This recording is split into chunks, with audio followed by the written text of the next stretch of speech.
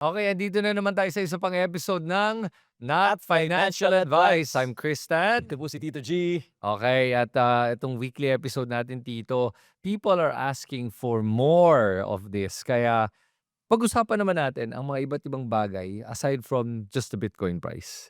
Siyempre, Oh, mas maganda pag-usapan natin yung mga latest na issue, especially yung mga nangyari last week, 'di ba? yeah. Maraming maiinit na issue last week, eh. Oo, no, yung isa sa mga pinakamainit na usapan na I think it's been talked about naman for since last year ay yung blockchain, the budget. Mm. Oo, kasi nga 'di ba ilang sa senador na, ilang kongresista ay file na ng bills para nga ma-blockchain na yung budget. Oo, pero ano ba yung issue natin ngayon dito at nasaan na ba tayo when it comes to blockchaining the budget? Recently, 'di ba, parang merong debate na nangyari, between the Bayani Chain, ito yung Hmm, sila Paul Paul Solomon. Soliman? And, meron akong nabasa na article, about, DICT Undersecretary na sinasabi niya na kailangan mag-create ng real blockchain. Kasi sabi niya dun sa article, "Matatalino 'tong mga Pilipino, alam nila kung alin na tunay at alam ano ang hindi." Gano'n. Pero kasi ano 'pag tinignan mo yung ano, yung, pinag-uusapan nila dito, actually nagugulat nga ako mainit yung pagdebate dito 'no. There's two camps to this, eh. One camp is saying na, hindi daw puwede na public blockchain at bakit isang vendor lang daw ang kinakausap. Ta's may isa naman sinasabi na, I think it's with the DICT, sinasabi ng DICT mas prefer na government-owned itong mga nodes na 'to. Now, 'pag tinignan mo yung nuance dito 'no, medyo mas malalim pa 'to kaysa sa mga surface level na nakita mong arguments, eh. So, unang-una sinabi ni DICT Undersecretary Almirol na gusto daw niya government-owned nodes. Pero nung nakita ko sabi ko, eh, papaano magiging decentralized yan kung government-owned? Pero ang sinasabi pala niya is yung point of, Yung data entry. data entry, oo. Na dapat yung data entry is single source, which I agree with. Mm. Hindi naman puwedeng lahat nag-i-input ng source ng data pagdating sa usapan ng budget ng gobyerno, eh. Kasi kung hindi, 'di papaano mo malalaman yung integrity nung ano, nung information kung hindi mave-verify at mava-validate at kung maraming sources, understandable. Pero I think ang isang issue natin dito ay yung the fact that Bayani Chain is parang lumalabas sa consultant din sa blockchain, the budget bill, tapos sila din yung lumalabas na vendor.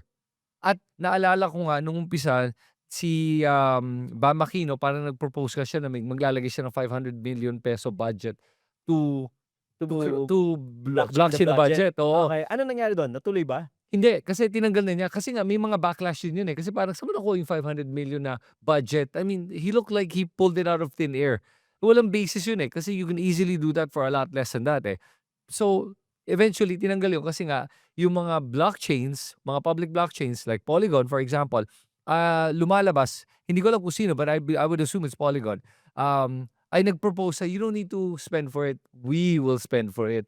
Kasi nga for the blockchains may incentive sila at meron naman silang budget, parang mga grants that they give for developers to develop mga apps, mga protocols on their blockchain.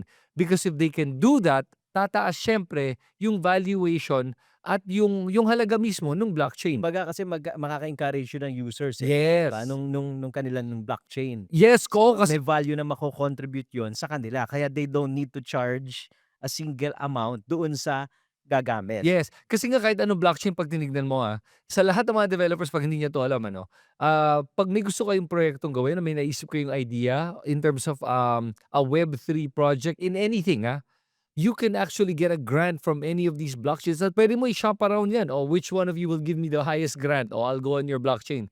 Kasi tama ka, eh, 'pag may nagawang project sa blockchain mo tapos maganda yung project na yon at magkaroon ng users at tumaas yung transaction volume mo and total value locked, monetary value, tataas yung halaga nung blockchain na yun. Ethereum is a perfect example and the protocol that is doing the best on Ethereum, for example, is Uniswap. Mm. Yun, it's the first decentralized exchange at they do billions in daily transactions and the total value locked is in the billions as well. So, yun yung importance. So sinasabi mo na hindi kailangang gumastos na malaki para i-blockchain yung budget. Hindi kailangan gumastos ang gobyerno, Oo. pero dun nagkakaroon ng problema. Sinasabi ng mga ibang mga, critics ay is daw yung ating budget at yung integrity ng budget 'pag binigay ito sa isang public blockchain. Tingin mo ba mako-compromise yan? Ang importante kasi 'di ba, 'pag pagkakaintindi na ko dun sa blockchain ano, kasi once na nag-input ka ng data dun at vinalidate na yon, it's immutable. Meaning kung ano yung nilagay mo Yep, doon na data, for example, if it's a budget, so may amount, yep. may line item, et cetera. 'Pag na-validate yon, pumupunta na siya dun sa chain and immutable siya. Hindi mo siya puwedeng basta alisin or bawasan na lang yung Oo, isang digit yun, eh, yep. 'di ba? So, I don't think na magkakaroon ng compromise dun, not unless lahat ng mga nag-validate, eh, naging kasabwat, 'di ba? Sabihin natin, sige sabihin natin hindi nangyari yan, halimbawa vinalidate mo, tapos vinalidate ko, vinalidate nila, 'di ba? Tas sasabihin mo, "O sige puwede ba, sabihin natin hindi nangyari yang transaction na yan o bawasan natin ng isang zero." Oo. Which is close to impossible, eh, kasi nga nasa blockchain siya, Eh, so, I think yung compromise nung, integrity noong nilagay mo na information dun medyo, malabo na ma-compromise. okey. Kaya importante nabanggit kanina 'di ba yung data input. Yes. Importante kasi na ang ilalagay mo dun is yung tama or maayos na data kasi garbage in, garbage out 'yan, eh, Yep. 'di ba? Pagka nagkamali ka ng input, like tayo nagta-transact tayo 'di ba, nagta-transfer tayo ng USDT, Hmm, ng Bitcoin to other networks or from one person to another. 'Pag nagkamali ka ng ng input na isang digit lang dun, hindi mo na puwedeng ha at posibleng mawala yung tinransfer mo na crypto or hindi mo puwede sabihin dun sa kasama mo, "Ay teka muna puwede mo balik sa'kin nasobrahan yung binigay oo. ko sa'yo." So napakahirap 'di ba? Kasi nga it's already in the blockchain. So importante for me yung input na kailangan is reliable yung papasok na information doon sa blockchain. Okey. Sa'kin naman ang nakikitang problem na 'to 'no, I think I agree with the DICT Undersecretary ba siya, si Dave Bill Almirol? Almelo. Oh, I agree with him na dapat talaga single point of entry na para verify. I don't know if I agree with the government-backed nodes lang. I think it should be completely public and everyone should be allowed to be validators. Yun nga yung point ng pagiging decentralized. Number one, yun ang unang ano, isang punto ko. Number two, etong blockchain the budget, for me, overall, I don't believe it will really do anything aside from making the information immutable. Sure, makakatulong na 'pag may mali sa budget, malalaman ko sino nagsulat, sinong gumawa, at sinong mapaparusahan dito. Pero yung actual transactions, yung pag-disburse ng pera, it doesn't do anything to change that, eh. So, andun pa rin yung problema ng korapsyon natin. I would propose that instead of blockchaining the budget in terms of kung ano yung iba-budget lang, yung actual expenses o yung expenditure, Yung disbursement yung transactions, yun transactions. ang dapat bina-blockchain. Meaning, hindi na pesos, physical pesos ang lumalabas. Dapat talaga yan, naka-cryptocurrency na yan. Yan ang mas matibay. 'Pag ginawa yan ng gobyerno na, oh, lahat ng mga magta-transact sa government, okey, hindi lang 'to, I just input it in a budget and eto yung budget natin. Hindi, it's literally, uh, when you say blockchain the budget, it means that, oh, naka-allocate dito this much ah, PDT, ano kaya magandang ano, PHPC, meron PHPC kasi pala. stablecoin, eh. I was like, ano kaya? 'Di ba meron na kasing stablecoin na Oh, peso, PHPC, oh, okey. PHPC. Oo, sabihin natin PHPC. Oh, so when you say budget, oh, inallocate ko 'to para dito sa departmentong 'to. So may naka-code 'yan na itong department lang ang makakagastos nito. Mapupunta yan sa wallet niya 'di Oo, ba? sa wallet ng department na 'yon. Tapos makikita mo from there, let's say may nanalong bidder. Oh, nanalo sa bidder. So yung bidder makukuha, pero alam mo na nanggaling yan sa department na 'yon. So yung bidder makukuha niya yung pera, gagamitin din niya yung pambayad ng lahat ng mga suppliers niya. Oh, so ngayon 'pag yan, yang perang yan biglang bumalik at pumunta sa isang politiko, Sa isang wallet, sa isang oo, wallet. outside of the system, Oo. actually hindi ka mangyayari yun kasi 'pag nanalo yung bidder, automatically conditional yung transfer to the winning bid. Mm. Tapos yung bidder, conditional yung transfer to all the, identified suppliers. Mm, mm. So parang gano'n. 'Pag yun ang ginawa, I think that will make it almost foolproof. 'Pag yun ang ginawa. Kasi 'pag gano'n isipin mo, kung sabihin natin may kickback dapat sa isang politiko na 10%, papaano mo iki-kickback eh hindi nakalagay sa items mo? Makikita kasi lahat, eh. Oo, at saka hindi lang yun, conditional yung transfer. Kumbaga hindi puwedeng i-transfer sa pangalan mo kasi wala ka sa listahan ng puwedeng ita-transfer ng perang yun, nung cryptocurrency na yun. That I think is how you make it Eh, foolproof. papaano kung halimbawa yung, vendor ay, halimbawa ikaw yung vendor tapos nasa iyo na nga, binayaran mo yung mga supplier tapos mayroon kang binayaran na isang kunyari supplier, pero hindi naman pala supplier. Okey. So 'pag gano'n ano, Makikita rin yun, 'di ba? oo, kasi Mm. sabihin nating ano, ito ako yung may let's say binayad sa'kin, eh, hindi ako supplier, hindi mababayad kasi nga conditional yung pag-transfer. In other words, kailangan authorized yung mga supplier by the government or whoever the approving body is. So makikita mo talaga lahat yan may approval process yan. So kumbaga multi-sig yan, eh. At hindi lang multi-sig, multi-level yung sig niya na, sig as in signatures na a-approve ni DICT or a-approve ni Eh, DBM. may control pa ba yung ano, yung, okey. So, you mean kasi yung mga vendors, eh, 'no, yung mga suppliers. So, nandun lang kung sino lang yung approved na suppliers, Yes. dun lang mapupunta sa wallet mo Oo, yung in other words, kung hindi ka approved supplier, kahit subukan mo i-transfer yun, mag-ano, mag-e-error yan. Babalik yan, that's rejected because it's not on the approved list, eh, parang gano'n. eto nga yung tanong ko, papaano kung sa halimbawa si supplier, okey, so ikaw nanalo ka as a supplier, 'di ba? So, napuntahan ka, na-download Ah, ka ng budget. ah. Ngayon, ikaw puwede mo nang i-disburse yun to your pampasweldo ng Sure, empleyado, yes. pambayad ng Yes, renta, 'di yes, ba? oo, puwede na. Yun ba 'pag dinisburse mo dapat ba yun traceable pa tingin mo? Yes, it will be traceable kasi it's on the Sa blockchain. blockchain? So Oo. everything's traceable. Ang maganda dito, eto yung maganda dito, tingin ko lang, once na nasa iyo na yung PHPC, for Hmm, example, tapos gusto mo siya i-convert to the bank, ilalagay mo sa bangko, right? mm. Kasi kukunin mo na yung gusto mong pesos Peso yan, cash. Oh, ngayon check nila, saan nanggaling 'tong PHBC mo? Teka lang, eh, galing 'to dun sa budget ng gano'n. Okay, eh, isa ka pala sa mga employees kasi may employee record ka. Okay, Hmm, no, you can convert it na. You want to put it in a treasury bond, you wanna buy a house, whatever. Or you can keep using PHBC kasi tinatanggap naman yun sa mga tindahan ngayon. Oh, oo, pero yes. kung illegal 'yan, sabihin nung ano, bangko, "Teka, illegal 'to, teka lang, you weren't part of you're not an employee, hindi ka naman isa sa mga ano, paano mo nakuha 'to?" Ayan. Pero kung kunwari ikaw yung employee na nakakuha, 'di ba, isa ka sa mga, let's say sa mga construction workers, binayaran ka ng sweldo mo. Ikaw as an employee, puwede mo ng gastusin any way you want. Kasi naman you're registered as an employee and you can give it na to anybody you want. Kuha mo? Pero wala bang issue diyan yung privacy? Wala naman kasi alam naman natin na kahit fully transparent 'yan, lahat naman ng mga wallets are Address all dahil are, alphanumeric, eh. Alphanumeric naman 'yan, eh, 'di ba 34 parang 34 characters 'yan. Kahit naman ako 'di ko maaalala kung sa'yo ba is 0x1375992 hindi ko. Ang maganda lang dun yung sinasabi mo nga na madali siyang mate-trace kahit na yes, sige, wallet address lang 'yan, eh, 'di ba? Kasi pagka nag-run ka lalo na ngayon iba may mga AI na. Hmm. Puwede ka kasi mag-run ng, probably a command 'no, using AI. Tingnan mo ano yung regular dito sa tinakbo nitong budget Hmm. na 'to, 'di ba? Let's say, ito merong sunod-sunod na transaction diyan sa wallet na 'to. Puwede. Total na ganitong ano. So, medyo mas mabilis talaga 'no, Yes. pagka naging gano'n. Pero right now, ang proposal pa lang is the budget pa lang. Yes, Kahit not the actual disbursement. disbursement.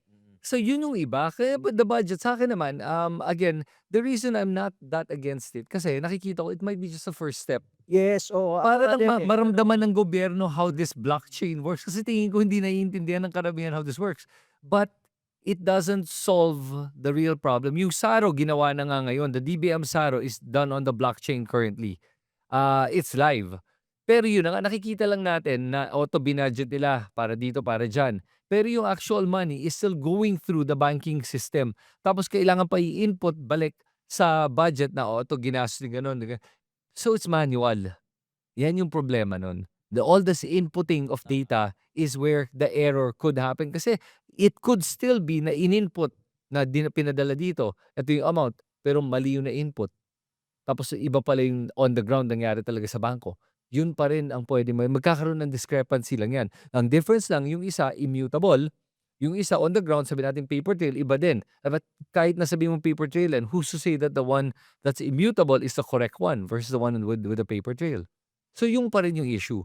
But again, it's a good first step, but it won't do anything. I think it's more of a pakita. I think this is theater. This is to show na we're trying to be more transparent. But we don't know what we're doing.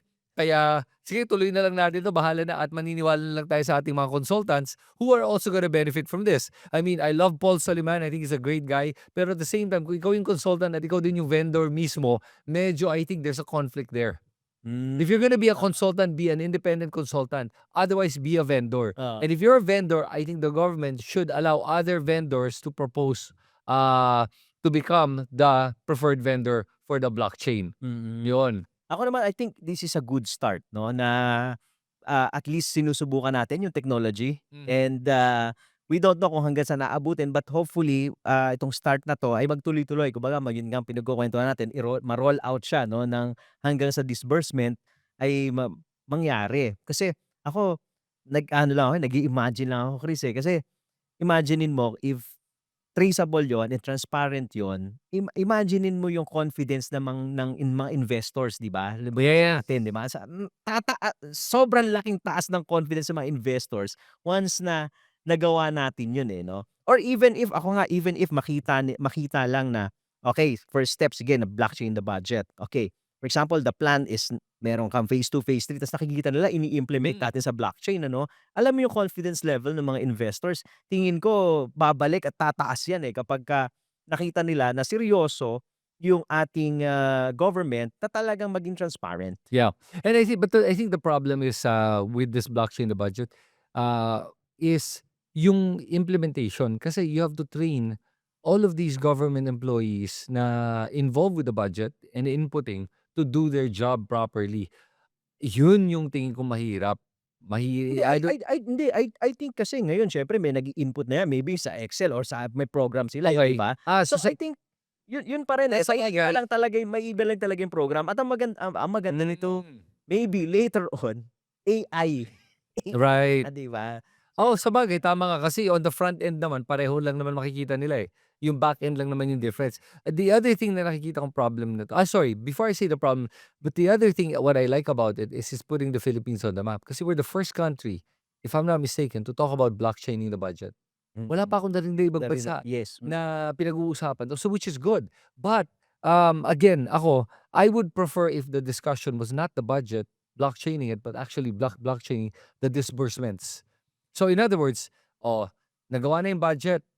So when I say nagawa, ibig sabihin Nasa blockchain na. nasa blockchain yung papaano i-disburse yan. Mm. Ngayon of course yung mga approvals pa yan within the entire year. Pero makita mo, pinag-usapan natin. So let's try to put it into a very narrow field. DPWH, sabihin natin yung proyekto ay isang national railway system. Nakalagay na budget. When I say budget, hindi lang parang PDF file o Excel file na may sinabi tayong amount. Ibig sabihin na nakalagay yung amount, mismo yung PHPC, naka-standby na nakalagay conditional release to kung sino ang winning bidder na consortium for the National Railway System. Okay, kung sino winning bidder will have the approval of DBM, President or Executive Secretary, whatever. Pag na-click approve, then that budget will go, as in-announce, ito na yung winning bidder, tapos may announcement pa yan. So, kailangan may oracle ka para ma-verify na real world transactions to, eh. Na totoong ito yung nanalong bid, pop, lalagay yan sa sa blockchain, tapos mato-tokenize yan and then sabihin, okay, then mare-release yung fund. Pag na-release yung fund, and then alam natin yung winning bidder, nag-submit na kasi kung sino yung mga suppliers niya. Sino magkukuha ng mga materyales, sino po-provide ng sino yung mga employees, lahat nakasubmit yan, eh. Yan ang makakakuha ng disbursement yun, flowing down. So mag-flow down yan. End users or end suppliers, sila lang yung makakapaggastos ng pera in any way they want. Kasi ang dami na yan, eh. Mm. Kaya ang hirap na sabihin natin may korupsyon. Anong gagawin mo? Kakausapin mo 10,000 employees, lahat kayo bigyan niyo ako 10%, may bawas na 10%, naku good luck. Mahirap, mahirap. Mahirap na 'yun, 'di ba? Oo, mahirap na 'yan. So, 'yun ang maganda nun kasi each wallet will have their own control na. Yes. 'Yun ang isang nakikita kong dapat, number 1.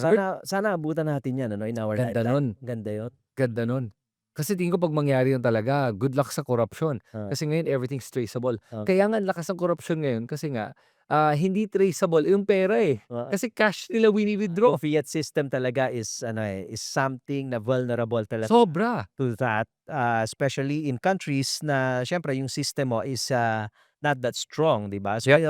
hindi naman sa Philippines 'no, even in other countries nangyayari 'yan, eh. Using the fiat system which is, maybe one of the oldest system, eh, 'no, na, biggest in the oldest, eh. Nalog ang ano, eh, ang fiat, eh, dahil cash. Sobrang mabilis mawala ang cash at hindi na makita at kung saan napupunta. Kaya nga ngayon yung mga nakakatawa parang naging politics yung usapan natin 'no. Kasi ang crypto at politics talaga connected yan, very connected yan sa mga may hindi alam. Oo. Nakikita ko talaga, imagine mo kung ngayon natatago ang cash sa mga kondo, dun nila tinatago. Ano, I'm not talking about buying a condo and the cash is converted to condo. I mean, literally may cash sa loob ng condo. Kasi yung cash yun ang ginagamit din pambayad at hindi mate-trace yan, mahirap. Ah. Pero 'pag naka-blockchain yan, ang hirap gastusin yan. Sabihin natin ikaw politiko, nakuha mo nga yung PHPC na na alam natin galing sa korapsyon, ginagastos mo yan, makikita mo talaga, uy, teka lang, galing yan dun sa isang wallet na gumawa ng construction, patay ka, yari ka, kulong ka agad. Oo. Yun, at kung kailangan i-confiscate, eto na yung sasabihin natin na parang CBDC siguro na may power ang government na sabihin, "Oh, teka lang, you got it in the wrong manner, we can confiscate it." Mm, Naku, mm. and I'm not for CBDCs, but Mm. there has to be some way to be able to control na 'pag gano'n nakita mo galing sa corruption na mafo-forfeit yan sa'yo. Oo, correct, Oo. correct, correct. So, parang gano'n. Oo, eto na nga, sinabi mo nga, speaking of politics, idire-diretso na natin. Eto recently, recently yung, Supreme Court ng US, US kasi naman. sa US 'to, kita nag-rule na sila, last week. Sabi nila yung tariff ni Donald Trump, illegal yan, Oo, illegal yan. yup. Oo. Oh, nagalit si Donald Trump dahil doon nag-slap siya ng another 15% sweeping all across the board tariff. Lahat ng country will get this 15% tariff. Anong epekto niyan, number one sa crypto? Number two, anong epekto niyan sa American citizens? So, crypto muna, anong epekto niyan? Alright, kasi again, yung declaration ng Supreme Court na illegal yon, it causes uncertainty. Yes. Siyempre ang tanong, okey kung illegal yan, nakolekta na yan, 'di ba? So paano hindi babalik yan? Kanino ibabalik yan, Okay. 'di ba? So yun, tapos may uncertainty ka ngayon sa market. That's why si Bitcoin makikita mo kanina lang nag-collapse ng below 65,000. Ah So secondly, yung I think yung another tariff na 15% hindi na siya masyadong malaki yung epekto with regards to the uncertainty ng market kasi meron na, eh. Kumbaga galing ka ng ano, imaginin mo, yung ibang mga countries, 'di ba, because of the illegal tariff, yung ibang countries 'di ba ang like Vietnam, I think 80% yung tariff nila o 70%. Oo. So ngayon 15% na lang. Hindi, ang alam ko is additional. Hindi, mawawala na kasi yung ano, yung inimpose na una nung Because of 'di ba during the Liberation Day, inangat niya lahat ng yes, tariff, then yes. they negotiated, some countries nakipag-negotiate na, eto Okay, yung deal. So sabi ni Trump, sige ikaw Vietnam, ikaw gonna give you Right, right, right, right, 7% right. China, I'm gonna give you ganitong percent, et cetera. Philippines, I'm gonna give you Tama. 19%, Oo. 'di ba? Yan Ayun. Ayan. So, ngayon since illegal na yon, so you're going back to The original the tariff original tariffs, which is yung original tariff, sabi ni Trump, "Okay, hindi na original, yung original na yan gagawin ko na across the board plus 50." plus 15, from the original. Okay, got it. Yes, oo. Ang gulo nga nun. Ang gulo, 'di ba? Pero isn't that good news? Wouldn't that actually pump the market because nagkaroon nga ng certainty because nga nag-rule na ang Supreme Court. Hindi ba baliktad dapat? Oo, pero ang perception kasi ng market, okay, tama yun, nagkaroon ng certainty, okay, sige, ayos na, wala tari ang naging issue ng market is papaano ibabalik yun? That's billions of dollars, dineclare na ni Trump, 'di ba? "Ito na nakolekta namin, eto na." Tapos ngayon paano mo ibabalik? Oo nga. Kasi ganito yan, eh. So, for example, Eh, you're a supplier sa US, 'di ba? So, I'm a supplier sa China. Nagpadala ako ng goods. So, in-increase'an ng yes. bigyan ng tariff. So, for example, ikaw, ano gagawin mo dun sa additional, let's say, Oo nga, nakuha mo na, 50%? binayad mo na, eh. Binigay mo Binibigay na mo sa sa government, eh. government. So, ikaw puwedeng i-pass on mo sa Yes. customer, 'di Oo, ba? So na binayaran na. so yung product mo nag-increase by mga 15%, 'di ba? Mga gano'n. So ngayon, binayaran ng customer. So paano mo ngayon babalik? Babalik mo Oo ba yung nga, pera ng no. customer? So yun yung mga At ibabalik ba ng issue. gobyerno yung pera sa trade partners nila? Oh, yun din, eh. Oo. Yun. So kaya nga sabi ng Supreme Court sa note nila, sabi niya the refund process will be a mess. Did they say ba na kailangan magkaroon ng refund? Yes, kasi it's illegal, eh. So you have to return it. Hindi ba puwedeng moving forward, gano'n na I lang? don't think hindi pa hindi Ay kung hindi, I don't think. I mean, yeah, with the US kasi I know that they're stickler for details na baka nga sabihin nila, "Hindi, dahil illegal kailangan mo ibalik." Ngayon papaano? There could be a lot of ways naman moving forward to return it. For example, na sabihin nating, dahil alam nating may parang credit na lang 'yon. They make it as a credit na all future transactions puwede mo gamitin yung credit na 'yan para mabawasan yung price in the meantime. Puwede, Puwedeng puwede, gano'n, puwede. 'di ba? So, it's just a way of how are they going to be able to implement it. Ang problem lang nila ngayon ay eto nga, nagbago na naman, nagdagdag ng 15% by declaration of, Donald Trump. Papaano kung biglang magbago na naman ang isip niya do'n, 'di Yun na ba? nga. Yun ang magulo do'n. And also, I think the market is reacting also, not just a reaction, to the uncertainty of this. I think it's also the ano, parang naghe-hedge sila against what will happen in the future. Kasi nga dahil meron ngang sweeping 15% additional tax on all countries, di ibig sabihin nun bababa yung purchasing power ng Americans. Oo. Oo, so retail and, even mga institutional, buyers are going to like mga hedge funds for example or even mga ETFs, especially for crypto. When you talk about Bitcoin ETFs, mas mababawasan yung makukuha nilang pera na malalagay nila sa ETFs if mas mababa yung kanilang disposable income. That's true, that's true. Oo. So yun yung kasi, sabi nga nila yung tariff kasi is inflationary. This is the Pero may mga nagsabi that deflationary daw yan. Ano tingin mo? I think it's inflationary, eh, kasi nag-increase yung cost, eh, 'di ba, Yup. nung mga importers. So, they have no choice but to pass some of those costs sa customers nila, eh. Right. Tataas talaga yung presyo, eh. And, marami na nagsasabi mga sa US talagang tumaas yung presyo. Totoo naman, eh, kahit naman Talaga. kasi dati nangyari nga nung 'di ba nung in-implement ni Trump yung mga tariffs niya, yung tariff wars niya naalala ko 'to. Yung mga online sellers, mga like Amazon, they actually posted the increase in the price and pinakita lang yung tariff kung magkano yung binabayad kaya ito na yung presyo. Kumbaga sinasabi nila, "Ito yung price, hindi namin kasalanan dahil ito yung tariff." Nagalit si Trump. Tinawagan niya mismo si Jeff Bezos if I remember correctly at parang sinabi niya, "Oh, what the heck is this?" Nagmumukhang bad guy si Donald Trump. Yes. So sinabi, "Ay, hindi, sige tanggalin na namin." Tinanggal na nila pero mas mataas yung price talaga. And I think that is the problem with these, tariffs. Pero tulad nga ng mga sinasabi ng iba and I think you also mentioned it na hindi naman kasi yung objective ni Trump na magtaas ng tariff to increase the tariff. That's not the parang end goal. Ang end goal niya is to use it as a means to an end, which is to have a better deal. Yes, oo. Nile-leverage niya yun, eh, para yung mga countries will go to the table, 'di ba? Like for example sa China yung minerals na, inaano nila, iniipit nila ngayon yung Oo. mga minerals.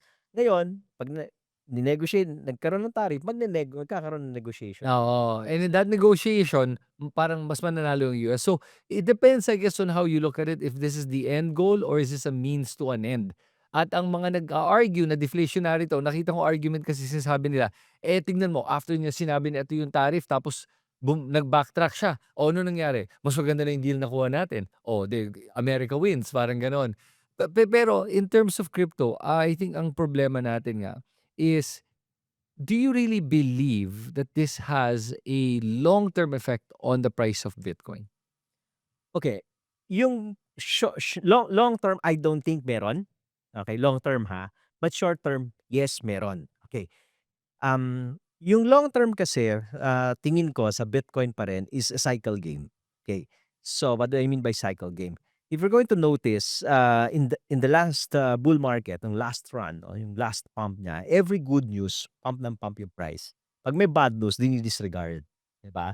So disregard 'yon kahit may bad news, hindi masyado nagda-dump yung price kasi nga we're in a bull market Hmm. on that cycle, 'di ba? So ngayon, nandito ka na sa bear market, tignan mo yung mga good news, kaya nga sinasabi mo kanina, hindi ba good news 'yan na wala yung tariff?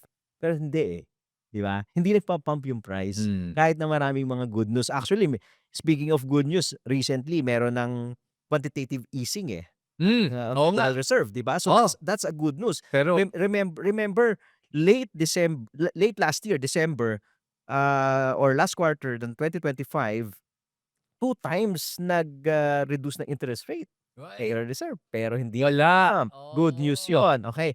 Nag Nag-end sila ng quantitative tightening, 'di ba, ng December, another good news, pero inignore ng market.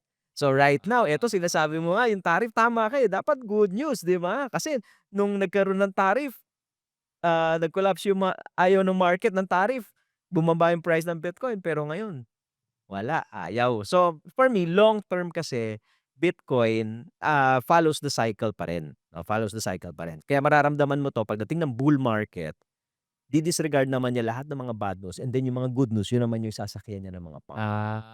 Okay. Sa akin naman ano, nakikita ko dito sa nangyayari sa US and also the global economy, it creates noise and volatility. That's all it is.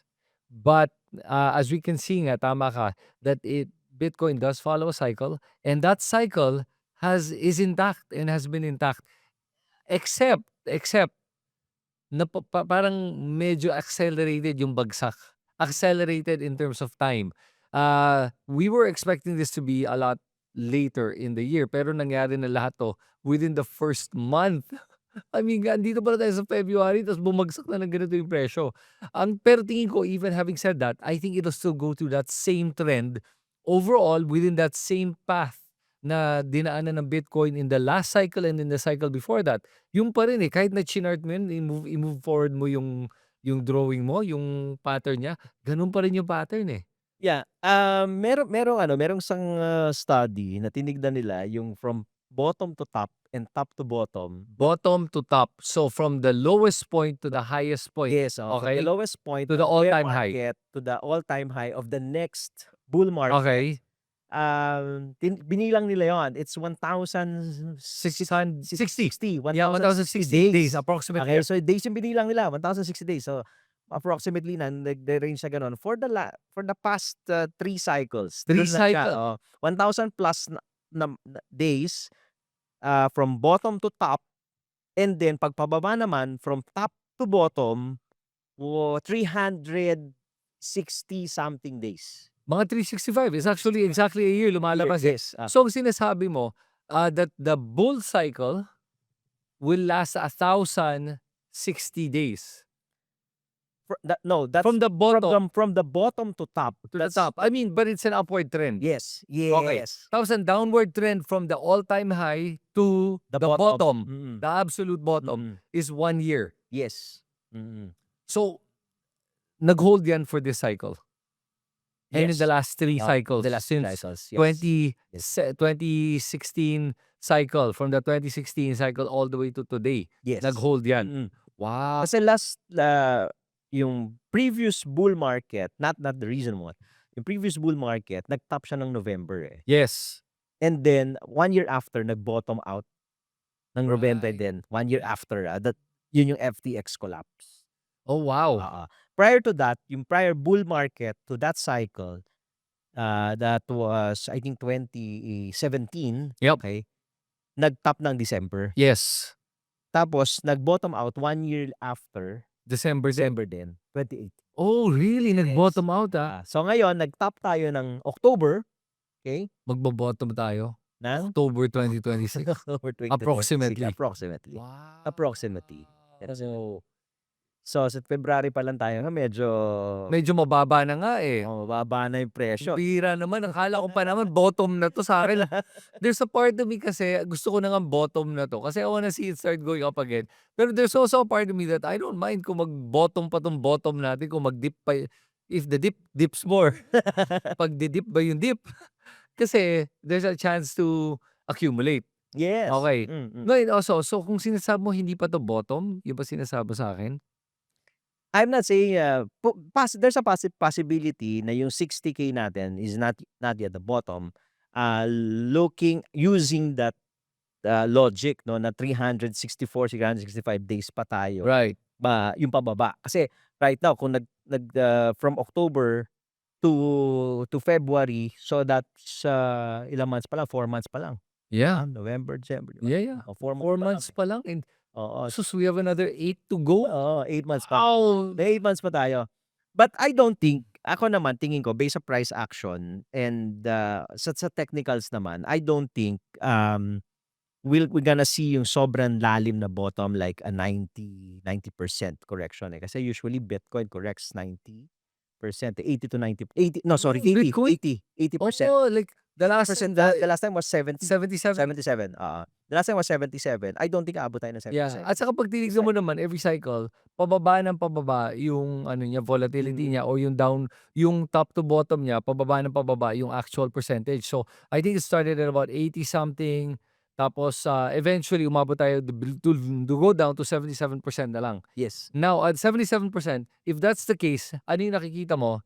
Assuming a narrowing of the gap from the top to the bottom, ano nakikita mong percentage at gaano ka-low yung mababa? Maybe I'm looking at mga siguro mid-60s, eh, mga 66%, 65% Oh, probably wow! Okay, na you're, na correction medyo optimistic ka pala. from top to bottom. Coming from 77 kasi galing ka na 77, eh. Right. So Pero worst laki nung drop mo worst from 77 to 67? worst case scenario, for example, ulitin natin, which medyo malabo kung 77% din kasi nga sabi mo nga paakyat paliit ng paliit yung gap, eh, 'di ba? So sabihin natin na, 70%, 'di ba? Kung 70%, Ilan yun? 37,800. Oh, ikaw na nagsabi niyan, Aray! Alam mo Aray! 37, lucky number ko yan, eh. Talaga? Yeah, kung 37. assuming 70, Kung 70, pero but kung sabihin natin 65%, mm. 44,000 per Oo. Bitcoin. Hindi na siya nalalayo, eh. So Sabagay, I mean, right so now we're at 65. 65, 'di ba 60 na na tayo, eh. tayo, Oh, eh. So from 60 to to let's say 44, 44. o 44, 45, 'di Oh, ba? 15,000 kaya na indahin yun, eh. yeah, actually kayang Bitcoin nakikita nga natin bumabagsak ng 5,000 ng isang araw yun nakikita mo kaya kayang umabot ng bumagsak pa ng 15,000. 15 to Pero 20,000 drop, I think, possible yon pero, most likely medyo magandang presyo na yun. pero ang hirap hulihin nun. Mahirap hulihin Hindi talaga. mo hindi mo mabibili yan, sabihin natin ng 44,000. Hindi. I mean, unless may naka-standby ka na order, pero kung mafu-fulfill hindi mo din alam. Pero Mm. yun yung mga tawag natin mga sudden wicks, yung pop, Mm. gaganon lang yan. Mm. Pero generally, you think the price will probably stay around what range? Yung Until October, until we see the bottom, anong range nakikita? dalawang range na tinitignan ko, tatambay muna tayo sa 60 to 70, which kung nasan tayo ngayon, 60 to 70 for a few months. And then kung lulusot tayo, kung let's say we're gonna fulfill the 60%, Okay. so bababa ka ng mga nasa 40 to 50 range Okay. for another, few months. Maybe yun yung mga October pa-bottom out mo, mga nasa 40 to 50, tatambay ka dun sa range na yun. So, Okay. so 60 to 70 and then 40 to 50. And even if it does say 70%, right? Which is around sabi natin 37. 37,000. Even if it does that, that's probably a very quick wick. Yes. Which you can still declare kasi as the bottom. Yes. Kahit na sandali lang. Sandali. Parang nung March 2020, naalala ko, yung biglang Bitcoin nung November 2019 kasi nasa 10,000, nagte-10,000 per Bitcoin. Nung March 2020, bumagsak siya all the way to 37 yata. hindi, parang nag-2.5 ata or 3,000. Ganun, Basta bumagsak malala. Oo. Pero literally, gumanon lang siya. So pwede mong sabihin yun ang bottom, pero it was a quick wick na wala pang 1 hour wick yun, eh. Parang yung candle niya parang 15-minute candle lang ata yun, yung biglang gumanon lang siya, eh. Wala pang 15-minute candle pa nga yun, eh. And majority of the traders, if you're not prepared, kahit na nakita mo yun, you're not gonna buy. If you're not prepared, Yeah. So kaya napaka-importante nung ready kayo. Right. Diba? Kumbaga, ready yung funds mo, meron ka ng plano. Right. Kasi nga, Imaginein mo, 365 days from top to bottom. Okay. So, and then another 1,000 days from bottom to top. Right. Yan yung aantayin mo, eh. So kung 1,000 ano, If you're planning to sell next bull market, ang tagal mo pa mag-aantay, okay. So 1,060 divided by 365. So 2.9 years. Okay. Mm. So kung 2.9 years, ibig sabihin nun, 0.9 times 12, okay, 10, 11 months. Mm. Roughly 2 years and 11 months. A little bit before 11 months. So if that's the case, ang sinasabi mo dito, ang top naman after na tong bottom in October is 2026 ang bottom natin, 27, 28, 2020, 29. 2029 ng September. September. Yo, galing. Pero normally September bagsak ang market, eh. Ah, Pero sabagay, hindi mo alam oo kasi nga, eh. yung if you're going to follow that pattern, most likely nasa ganun not Right. September or October Oo. 2020. Yeah, kasi if you think about it, ano, posible nga mangyari. Kasi nga dito nga akala ko nga December will be Merry Christmas. Wow, it was terrible. Compared to the last cycle, December, January, Feb, ang ganda. Hanggang March, ang ganda nung akit niya, eh. Tapos ngayon biglang iba na yung ano, trend, eh. Kaya baka tama ka nga dun, ano. So in that case, sa mga viewers natin, at least alam nila na, uy, baka September 2029 makita natin ang top. Okay, ngayon ang tanong, pinag-usapan na nga natin yung bottom natin, na possible bottom for 2026. Um, ano naman yung possible top natin sa 2029? Napag-usapan natin 'to last time. Yes, oo. Based doon sa parallel channel, yan sinusunod ko, eh, yung parallel channel na Tinignan ko nga yan dahil sinabi mo yan, eh. roughly ako tinitignan ko, around 180 siguro, Yeah. 160 to 180. Yeah. Yun yung possible na top, which is kung 60 ka average 60 ka nakabili, that's 3x. 3x ka pa rin, eh, oo. In ilang ano, Yeah. sabi mo almost 3 years, 'di ba? Yes. You're gonna 3 times your money. That's That's 100% 100% a every year. year. So makakita Saan ka nakakita ng ganun, So 'di kahit ba? papaano panalo ka pa rin? Of Of course. course, paano mo sabi yun? 'Di ba, again, ano yan, siyempre hindi yan guaranteed na mangyayari sa kanya. Bine-base lang natin siya dun sa mga ginawa niya the previous cycle, Yes. diminishing yung return niya, Yes. diminishing yung return niya kasi, this cycle, itong previous cycle natin nung nag-top tayo ng 125, 26. 26,000, ang binrake lang natin nun was 60, eh. So Yeah, parang 67, yeah. oo, so from previous all-time high to the next all-time high, 2x lang siya, Right. 'di ba? Kung Oo gano'n mo siya nga, makikita, no? from all-time high to all-time high, that's 2x, Oh, okay? Yung previous all-time high niya, yung previous cycle, right. all-time high to all-time high, 20,000 all-time high Right. to So 60,000, 67. 67. So that's roughly Over 3x. 3x, 3.5. Oh.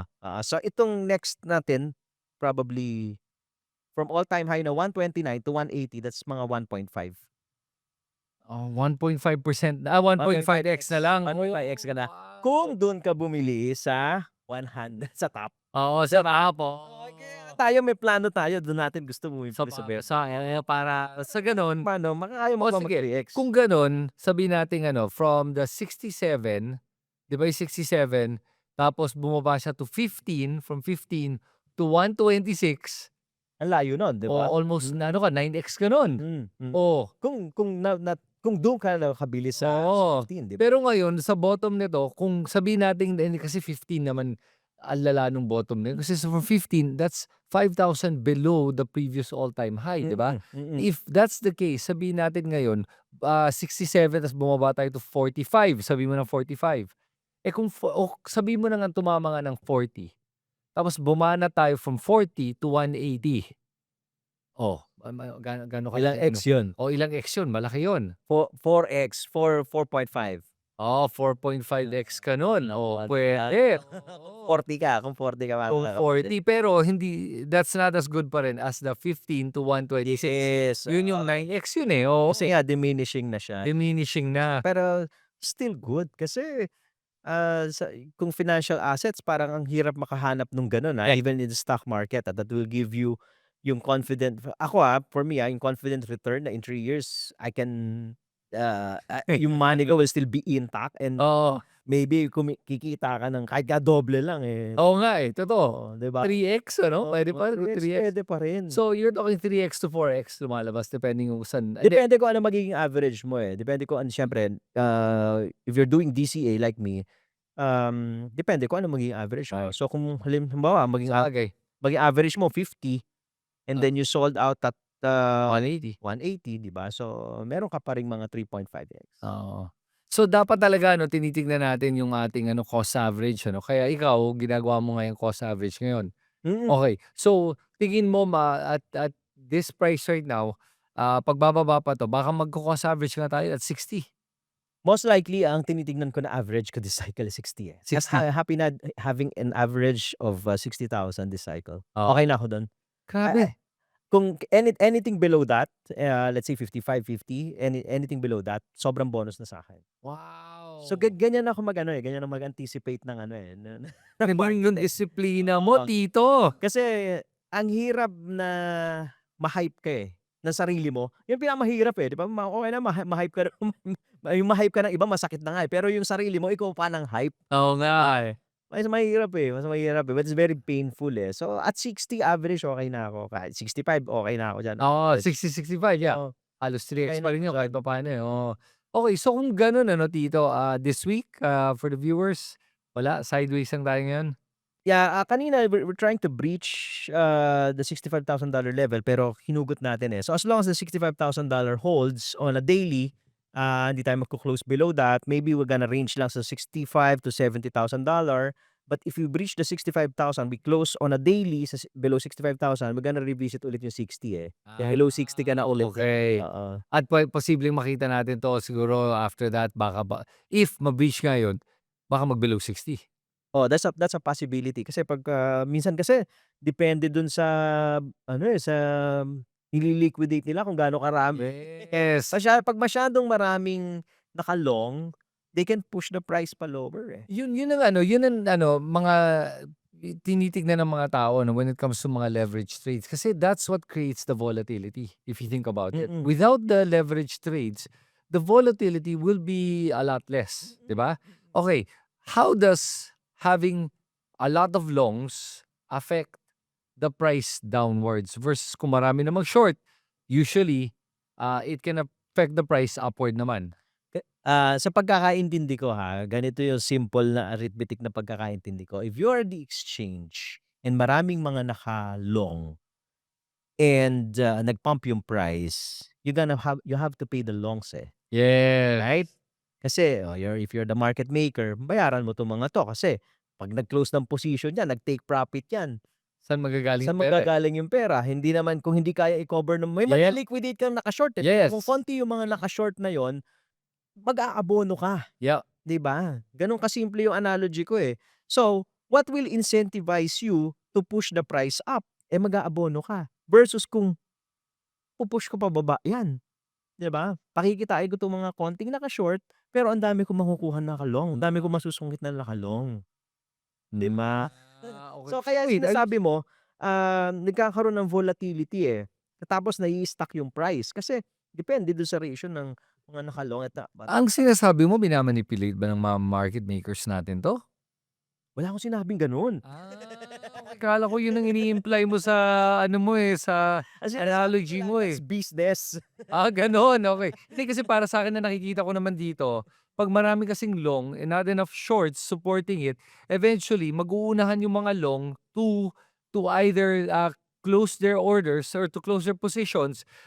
Nagka-cascade yan, pabilisan ng ano, closing orders yan. So, nag-uunahan mag-take profit, eh, kulang yung short to support it. So, eventually cascade, biglang bam! Tuloy-tuloy ang bagsak kasi pabilisan ng labasan ng order. So, 'pag mabilis yung magko-close ng order, maghahabol yung presyo, magko-close, mali-liquidate yung mga position automatically Ng mga naka-short. ng mga naka-short. Ah. Oo, hindi sorry Kasi kung maraming long, mali-liquidate yung len posisyon ng mga long. long, oo. Oo, kasi nga may mga nauna na nag-close kung wala nang sasalo, Mm. kung walang sasalo, the price is going down, Mm. that's going to create the liquidation, automatic liquidation 'yan. Tama, tama. Yun na nakikita ko, it's almost like a market force, yun lang yun, eh. Ah, baliktad din 'pag sobrang daming short, naka-short. Mm. Eventually, 'pag may nag-umpisa na mag-take ng profit, lumiliit na yung mga shorts, tapos magba-balance out yan automatically. So, it's really for me a market force of balancing it out para ma-liquidate, para ma-clean out yung market, para babalik na naman Balanse sa ulit. tamang presyo. Mm. Kung ano yung presyo, 'pag nagpantay ang 50-50 na yung short at long, yan yung tamang presyo. Oo, basta walang ano, nagma-manipulate. Oo, yun, oo. Pero alam naman natin na may mga Oo. market players na nagma-manipulate at may nakita na naman nga akong parang, hindi ko alam kung totoo or hindi, na may mga whales na naman na Naka-long. naka-long. Hindi, naka-long ba o may nakita akong news, basahin ko ulit, Ang takot ko lang 'pag may mga gano'ng whales na naggagawa nitong mga crazy positions na hindi nagme-make ng sense, dun mo malalaman na may mga market manipulation. And normally, biglang may mga declarations sina Trump na biglang gagawin which supported that whale position's weird bet Mm. against the market. Mm. Kaya yun ang may narinig naman akong mga balitang gano'n. So, ang masabi ko lang talaga for the people watching is kung hindi kayo, aware of what's happening in the market, huwag kayong magle-leverage trade, 'di ba? Mm. Or kung hindi niyo kayang saluhin yung ganyang kalaking mga losses, huwag kayong magle-leverage trade. And if you're gonna do leverage, do smaller amounts. Yes, that's true, that's true. Kasi, very risky. Very Yep. risky talaga kung if you're going to do leverage. Lalo na ngayon dahil yung volume, if you're going to look at the volume, ng Bitcoin, ang nipis na. Ang nipis ng volume Nipis, ngayon? oo. Gaano kanipis? Yung last na pinakamalaking volume natin was the last time that it hit the 60. Oh, Yun yung mahabang bull okey. candle. And then the rest na ng candles niya sobrang liliit na. Mababa na yung volume. Kaya 'pag tinignan mo yung price, yung price action niya is yung range niya sobrang Mm. nipis din, eh. Nipis na range. Oo. Katulad nga katulad kanina, ang tagal na natin nagko-consolidate between 65 to 70, Yup. and then eventually may mga sinungkit na naka-short, binaba ng 65. Oo. In 24 hours, I think 420 million ang na-liquidate, eh. In dollars, $420 million ang na-liquidate in 24 hours. Oo. Tapos binalik lang din sa 65, ngayon nasa 65,000. Yes, oo. So that's how risky yung yung leverage, eh. Yeah, so okay, sabagay sa Philippines naman, sa mga Filipinos, wala naman tayong leverage trade, eh. Oh, sa Wala tayong derivatives, eh, walang walang futures, walang perpetual, wala. So ngayon, you can only hodl, Hmm. buy and hodl na lang at, antayin mo na lang yung next pump sa gano'n, 'di ba? Yes, oo, oo. Oo, ayan, so sa mga viewers natin, dito may last message ka ba para sa kanila before we go? Yes, sa mga nakikinig po ngayon, this week kasi marami mga events 'no, na puwede na mga mangyayari, sa US stock market. Ang Nvidia magde-declare ng earning, isa sa major event 'yan. So maraming expect more volatility, this week sa market. So just be careful, always observe proper position size and risk management. And tuloy-tuloy lang, for me tuloy-tuloy lang yung aral, eh. Ang importante ma-discover niyo po kung anong klaseng trader kayo. Gusto mo ba magbobodega ka ba o gusto mo ba magle-leverage trade ka?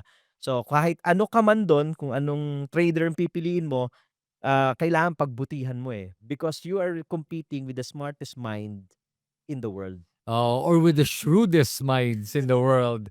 Sige, and with that, Tito, salamat sa yung mga advice na hindi naman financial advice. Yes. At sulat niyo lahat ng mga questions and comments in the comment section para pag mabasa namin, susubukan namin sagutin din yung mga ibang tanong nyo on the next episode of Not Financial Advice. Okay, everyone, this is Kristan, This is Tito G. and we'll see you guys sa next episode.